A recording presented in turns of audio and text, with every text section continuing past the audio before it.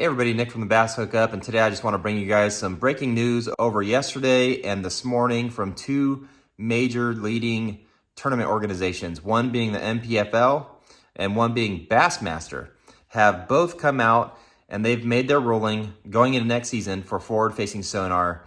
So we're just going to jump on the computer. I'm going to share these articles with you. I don't want to put it in my own words, put it in their words, but I do want to share my thoughts on it. I mean, I did a video a couple of weeks ago on forward-facing sonar and how I think it's hurt the industry.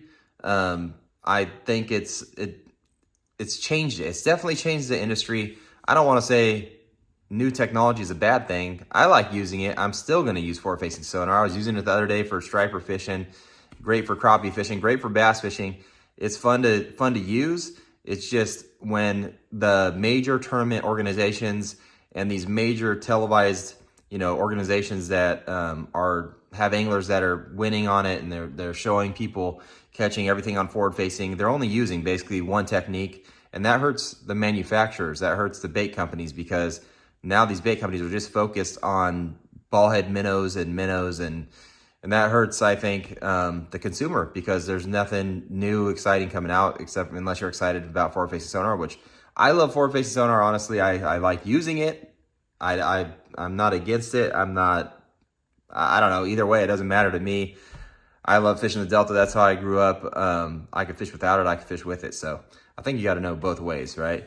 But let's get into these announcements. One from B.A.S.S. and one from the NPFL. And then we'll come back here, and I want to know your thoughts. So leave your comments. So let's just get to it and start reading these articles. All right. So B.A.S.S. Let's start with that first. They announced technology standardization for the Elite Series and the Classic. So let's just go through this really quickly. So essentially what it is, because I read it already, is they're going to only allow a certain number of screens on the boat in total. So at the console and at the bow. So what they're doing is, first, the number of live sonar transducers are going to be regulated to 1, and it must be mounted on the trolling motor at the bow of the boat. Now, a lot of people have been mounting their transducers in the back of the boat. Even 2 of them, one on each side of the transom, so that way when you're driving along, you could see kind of out to the sides and behind the boat, and just drive and cover a lot of water using live sonar. So that's one way. So that's number one. You could only have 1 transducer, and it has to be on the trolling motor. Secondly, Elite Series and Classic competitors, they're limited to 55 inches of screen, including bow and dash. So no more of those 3 screens at the bow and 3 screens up front, or a 20-inch and a 16-inch up front and 2 16. So it does limit. I would say that most guys are probably going to run their big unit up front for the forward facing. The 2 rears, I mean, you could run, 2 16s, that's 32 inches, and then another 16 up front for your forward facing. I don't know, they'll figure it out. Or 2 12s on the bow. I think maybe you could get away with 2 16. I don't know. Do the math. And then thirdly, they could only have 1 electric motor mounted on their boat. So if you follow like Milliken, he's the only one I know. I know there's other guys, but he, with YouTube, the only one I've seen where he has those, they're like trolling motors on the power poles. And I guess a lot of crappie guys use them and things like that. So only 1 electric motor mounted on the boat. That's it. So 1 electric motor, 1 transducer, and it has to be on the trolling motor, and then 55 inches of screen. So that's their take on it. I don't know how much this is going to affect it. I don't think it affects it much. I don't think it affects it much. Even the guys a lot of them this season were running 2 transducers on the trolling motor, 1 in forward mode, 1 like in scout mode, or I don't even know what that. I have active target, so it's called scout mode. I don't know what Garmin calls it. But I don't think it affects it. A lot of guys don't run both modes at the same time. Most guys are just using the forward mode.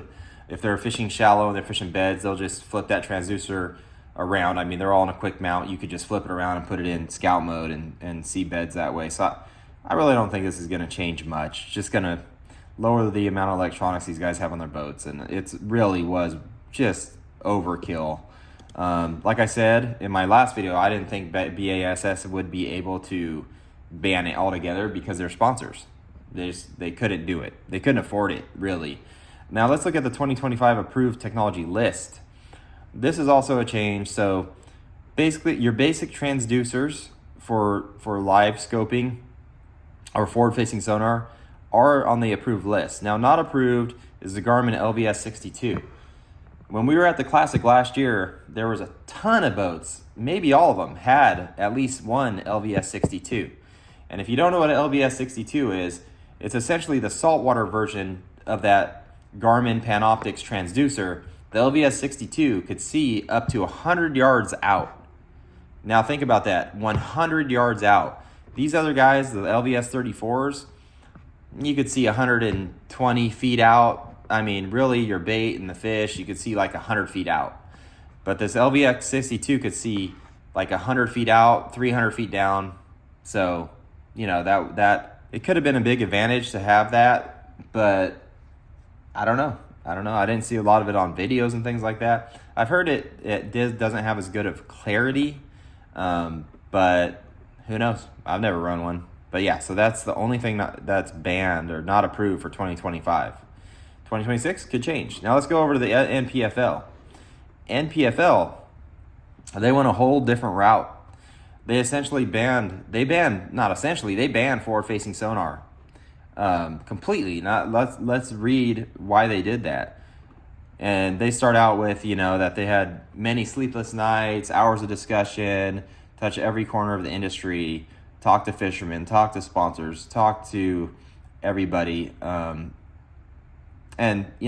they've come to realize several important things about forward-facing sonar fishing technology. First, the issue is complex and compounded by the fact that it elicits emotional response from many. Second, rational discussion and decision-making is helpful to remove such emotion from the process. Third, there's serious policy and business ramifications associated with taking any position on this technology. They're talking about sponsorship deals, right? They're not going to get sponsored from these electronic companies, and they bring a lot of money to the table. So if you're a tournament organization like B.A.S.S, you don't want to lose that money. You essentially may not be able to run a circuit without it. I don't think NPFL was sponsored by Garmin or Lowrance, so that's why I think they're able to do it, and B.A.S.S is not. Now, what they talk about here is just, the revolutionary designs of the sonar units early in the 50s, and then moving forward with, side imaging and 360 and now forward facing. So starting with 2025, NPFL will prohibit the use of real-time imaging units, commonly referred to as live forward-facing sonar, during official practice and competition. So you can't use it at practice or competition. Now, the only way I could see them being able to regulate this is if these guys I'm going to say they cannot have a transducer on their boat at all for forward-facing. I don't think they could have the black box because it's too easy on the water to plug into your black box, take your cord and your transducer out of some compartment, plug it into your black box, and run it. And essentially, there's nobody on your boat, so, what do you, how are they going to regulate? I don't see, they have to just get rid of it completely. So these guys who fish NPFL, let's say they fish MLF, other circuit, let's say B.A.S.S opens, they're just going to have to re-rig their boat every time they go to a different tournament, which kind of sucks for them.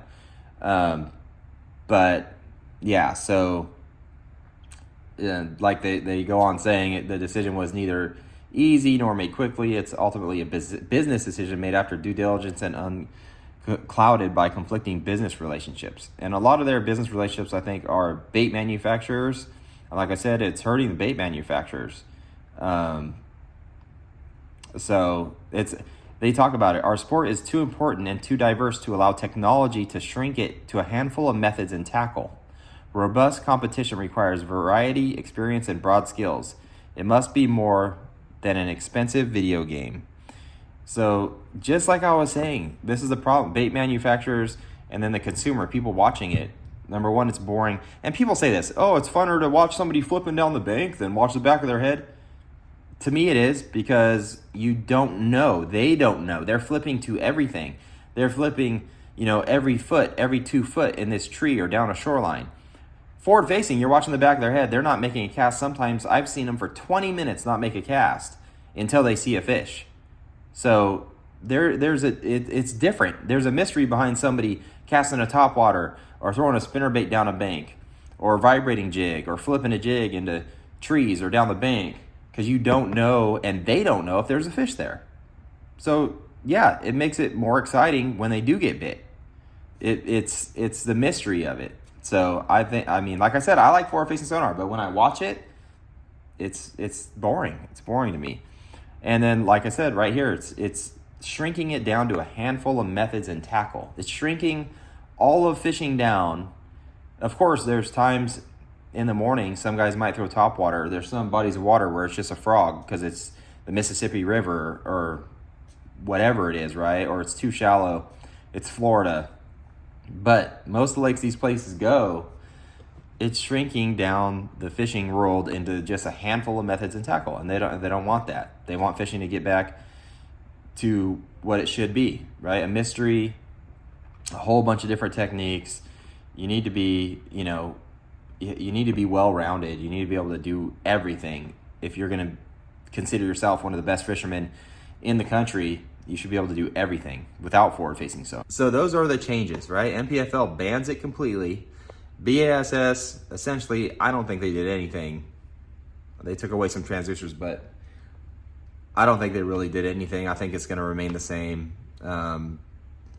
They did what they could to try to swing both ways to help people feel a little bit better that didn't want it, and then also keep their sponsors. So now we're waiting for our MLF. I think MLF, what they're doing is, I've heard they're banning it in their all of their leagues except for the Bass Pro Tour. So like what Jacob Willer fishes, Dustin Connell, they could use it. But everything below that, I think it's banned for tournament days. And the reason behind that is because the co-anglers in the boats, they're losing tons of co-anglers participation because nobody wants to fish behind a guy just out in the middle of the lake throwing forward facing, because you're a co-angler, your chances of catching fish are slim to none. Again, very boring. I mean, I don't want to spend money to do that. So yeah, so that's it. Let me know your guys' take on it, what you guys think of what B.A.S.S has done, B.A.S.S, and also NPFL. Who do you think took the better road? Who do you think is going to benefit from these changes the most? Let me know what you guys think. Thanks for watching, and we'll see you next time.